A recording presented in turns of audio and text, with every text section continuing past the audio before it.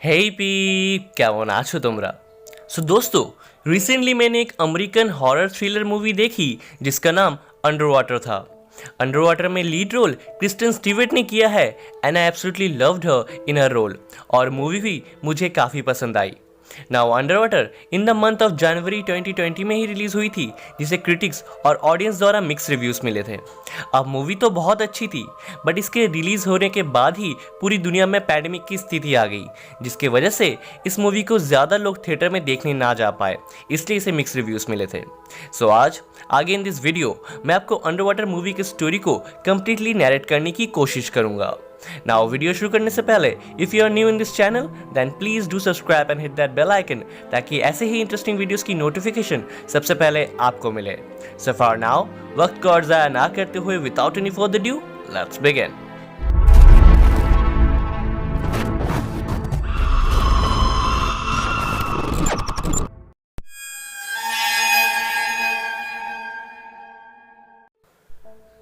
Movie की शुरुआत होती है सी के डीपेस्ट ट्रेंच में, अर्थात समुद्र के गहराई में, जहां एक बहुत बड़ी कंपनी टियान इंडस्ट्रीज वर्ल्ड की डीपेस्ट सी ड्रिल कर रहे थे एंड वो ऑलरेडी सी के 7 माइल्स अंदर तक ड्रिल कर चुके थे, जिसके अंदर उन्होंने खुद का research centre and drilling station भी बना लिया था ताकि वो समुद्र के और गहराई के रिसोर्सेज के बारे में जान सके। So now in the first scene समुद्र के 7 माइल्स नीचे ट्रेंच के रिसर्च सेंटर में हम नोरा नाम की एक लड़की को देख पाते हैं, जो कि उस रिसर्च सेंटर की मैकेनिकल इंजीनियर थी। नाउ नोरा ब्रश करते करते कुछ उदास होकर सोच रही होती है, may be about his partner, but तभी उधर अर्थक्वेक आ जाता है एंड नोरा जिस कैप्लर में थी वो धीरे धीरे तबाह होने लगता है। नोरा तुरंत ही वहां सबको जगाने का कोशिश करती है, बट सिवाय एक वर्कर रॉड्रिगो के अलावा नोरा को उधर कोई भी नहीं मिलता एंड दे अंडरस्टैंड कि इस कैप्लर के बाकी वर्कर्स शायद अर्थक्वेक की वजह से मारे जा चुके हैं। नाउ नोरा और रॉड्रिगो एस्केप रूम की तरफ आगे बढ़ते हैं, जहां उन्हें पत्थरों के नीचे दबा हुआ इनका एक कोवर्कर पॉल मिलता है, जो कि अब भी जिंदा था। वो उन्हें बाहर निकलते हैं एंड फाइनली ये तीनों एस्केप रूम तक पहुंच जाते हैं, बट एस्केप रूम पहुंचकर इन्हें वहाँ कैप्टन लूसियन मिलते हैं, जो बताते हैं कि अब और वहाँ एक भी एस्केप पॉट नहीं बचा था वहाँ से बाहर निकलने के लिए। नाउ आगे ये चारों मिलकर उस कैप्लर के कंट्रोल बेस स्टेशन में जाते हैं, जहां उन्हें एमिली एंड स्मिथ मिलते हैं, जो कि उस बेस स्टेशन के बायोलॉजिस्ट एंड इंजीनियर थे। नाउ यहाँ कुल अब 6 लोग बचे हुए थे, जिनके पास ना ही कोई स्केप पॉट्स थे, ना ही कोई सबमरीन, और ना ही ये लोग समुद्र के ऊपर वाले सरफेस से किसी से कांटेक्ट कर पाए थे। सो इसलिए इस सिचुएशन में कैप्टन लूसियन एक प्लान सोचते हैं कि वह लोग अपना अंडर वाटर प्रेशर शूट पहनकर उस कैप्लर से और 1 माइल नीचे जाएंगे एंड वहाँ से समुद्र के सतह पे वाइब वॉक करते हुए और 1 माइल आगे जाएंगे, जहाँ एक दूसरा ड्रिलिंग स्टेशन है जिसका नाम रोबक स्टेशन है एंड मे बी उधर इन लोगों को एस्केप पॉट्स मिल जाए वहाँ से बाहर निकलने के लिए। नाउ अब रोबक स्टेशन तक जाना लगभग इम्पॉसिबल था एंड बाहर लगातार आ रहे अर्थक्वेक की वजह से वो मर भी सकते थे, लेकिन अगर वो उस कैप्लर से जल्दी ना निकले तब भी उनकी मौत उस कैप्लर के तबाह होने से हो ही जानी थी।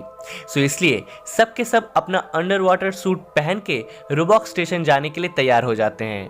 नाउ ये 6 लोग वहाँ कैप्लर के एलिवेटर से 1 माइल नीचे समुद्र के सतह तक आते हैं, जहाँ वी नोटिस कि रॉड्रिगो के हेलमेट की कांच थोड़ी सी क्रैक थी एंड जैसे ही एलिवेटर का दरवाज़ा खुलता है, नीचे वाटर के इमेंस प्रेशर की वजह से रॉड्रिगो के क्रैक हेलमेट में हवा घुस जाती है एंड समुद्र के प्रेशर से उसके बॉडी के चीथड़े उड़ जाते हैं।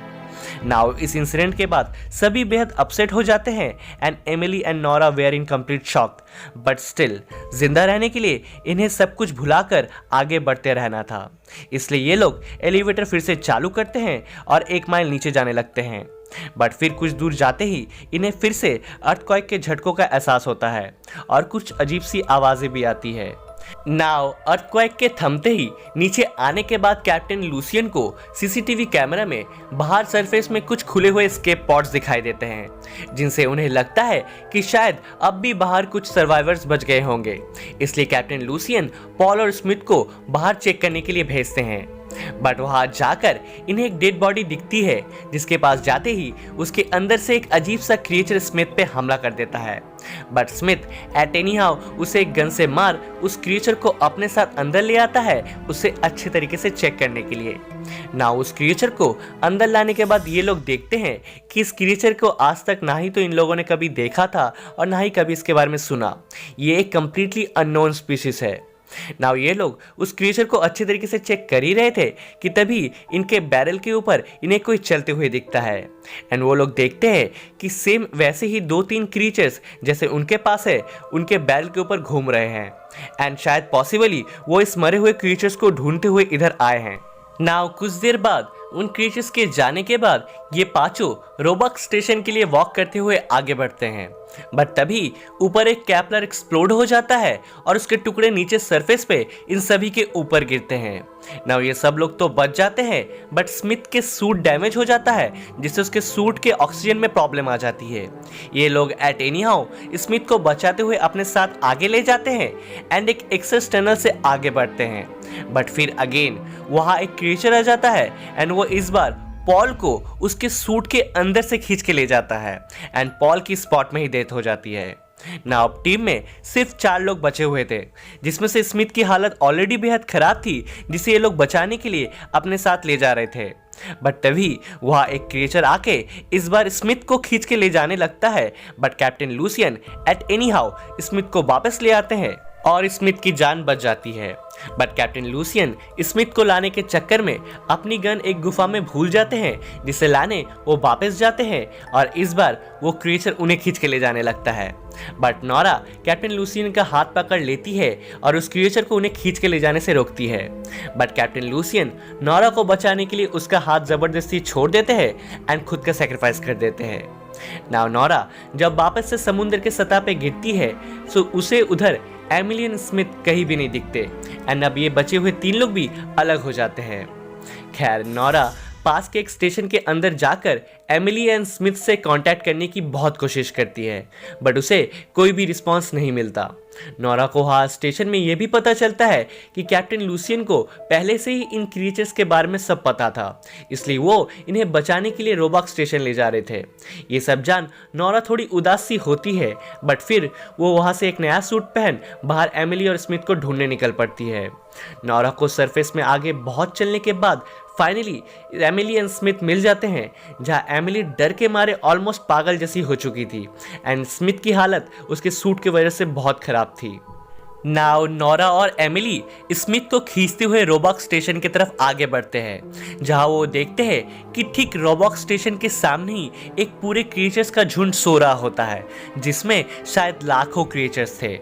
नाउ रोबॉक स्टेशन के गेट इन क्रिएचर्स के नीचे से होकर ही गुजरता था, सो नोरा और एमिली के पास कोई दूसरा ऑप्शन नहीं था, इसलिए ये लोग अपने सूट्स की लाइट ऑफ कर धीरे धीरे स्मिथ को खींचते हुए आगे बढ़ते हैं। नाउ ये लोग लगभग गेट के पास पहुंच भी जाते हैं कि तभी एमिली के सूट का ऑक्सीजन खत्म हो जाता है एंड उसके सूट का अलर्ट सायरन बजने लगता है, जिसके वजह से वहां एक क्रिएचर जाग जाता है एंड वो नोरा को पकड़ उसे उसके सूट समेत पूरा निगल जाता है। बट नोरा तब भी हार नहीं मानती एंड वो उस क्रिएचर के पेट में ही गन से फायर कर उसके शरीर को चीर कर फिर से बाहर निकल आती है एंड फाइनली ये तीनों रोबॉक स्टेशन के अंदर चले आते हैं। नाउ रोबॉक के अंदर आने के बाद नोरा देखती है कि वहां सिर्फ 2 ही अच्छे वर्किंग स्केप पॉड्स बचे हुए थे एंड बाकी सब नष्ट हो चुके थे, विच मीन्स इन तीनों में से कोई 2 ही सिर्फ बच सकता था। नाउ नोरा जानती थी कि एमिली एंड स्मिथ एक दूसरे से प्यार करते हैं एंड नोरा ने खुद बहुत पहले अपने फियांसे को खो दिया था, जहां वो कुछ भी नहीं कर पाई थी एंड उसका गिल्ट उसे आज तक था, इसलिए वो स्मिथ और एमिली को उन दोनों स्केप पॉड्स में बैठा देती है और झूठ बोलती है कि वो लास्ट में तीसरे स्केप पॉड्स में जाएगी। बट एज वी नो उधर और कोई तीसरा स्केप पॉड बचा ही नहीं हुआ था। Now Emily and Smith escape pod से ऊपर की तरफ जाने लगते हैं एंड तभी नोरा को वहां इस बार एक जायंट क्रिएचर दिखता है, जो कि और कोई नहीं बल्कि कथुलू था, जिसे इससे पहले हमने the call of Cthulhu and the clash of Titans में भी देखा है। नाउ कथुलू वहां सारे छोटे क्रिएचर्स को एमिली और स्मिथ के स्केप पॉड के पीछे भेज देता है एंड नोरा स्टेशन में सब कुछ देख ये रियलाइज कर पाती है कि अर्थक्वेक एंड इतनी गहराई तक ड्रिलिंग की वजह से उन्होंने इस जायंट क्रिएचर को जगा दिया है जो अब सबके लिए बहुत बड़ा खतरा बन सकता है। सो इसलिए नोरा, एमिली एंड स्मिथ और बाकी सबकी जान बचाने के लिए वहाँ के पावर एडेप्टर के फोर्स को और बढ़ा देती है, जिससे वो जगह पूरी ब्लास्ट हो जाती है एंड कथुलू, वो क्रिएचर्स एंड नोरा सब के सब खत्म हो जाते हैं। एंड यहाँ दूसरी तरफ एमिली एंड स्मिथ सक्सेसफुली वहाँ से समुद्र के ऊपर पहुँच जाते हैं। Now in the last scene हमें कुछ न्यूज़ के हेडलाइंस दिखाए जाते हैं जहां हमें यह पता चलता है कि टियॉन इंडस्ट्रीज एमिली एंड स्मिथ के साथ हुए हादसे को सबके सामने आने से छुपाती है एंड वो उल्टा आगे ये डिसाइड करते हैं कि वो समुद्र में नीचे और गहराई तक ड्रिल करेंगे ताकि उनको और भी मिस्टीरियस चीज़ों और रिसोर्सेज के बारे में पता लग सके एंड मूवी यहीं पे ख़त्म हो जाती है। सो दैट्स इट फ्रेंड्स, आज के लिए बस इतना ही। सो अगर आपको ये वीडियो ज़रा सी भी पसंद आई हो तो इसे लाइक और अपने दोस्तों के संग शेयर ज़रूर करें। एंड अगर आप मेरी आवाज़ पहली बार सुन रहे हो और इस चैनल पे नए हो तो नीचे उस लाल वाले बटन को क्लिक करके हमारे चैनल को सब्सक्राइब कर ले और पास में उस घंटे को भी बजा दे ताकि इस चैनल से ऐसे ही इंटरेस्टिंग वीडियोज़ की नोटिफिकेशन सबसे पहले आपको मिले। So don't forget to subscribe, वरना यू नो ना माता रानी पाप लगाएगी। Now come to the today shout out. तो आज का हमारा शाउट आउट जाता है स्वस्तिक द्विवेदी को, जिन्होंने हमारे पिछले वीडियो के सवाल के सही जवाब को सबसे पहले दिया था। So today shout out goes to Swastik Dwivedi. Now आज का हमारा शाउट आउट सवाल ये है कि मैंने इस वीडियो में कितनी बार नोरा नाम का उपयोग किया है। आपको इसका जवाब हमें नीचे कमेंट बॉक्स में कमेंट करके बताना है। सबसे पहले सही जवाब देने वाले को अगले वीडियो में शाउट आउट मिलेगा। नाउ तब तक के लिए मिलता हूं मैं आपसे नेक्स्ट वीडियो में। Till then help others, spread love and piece.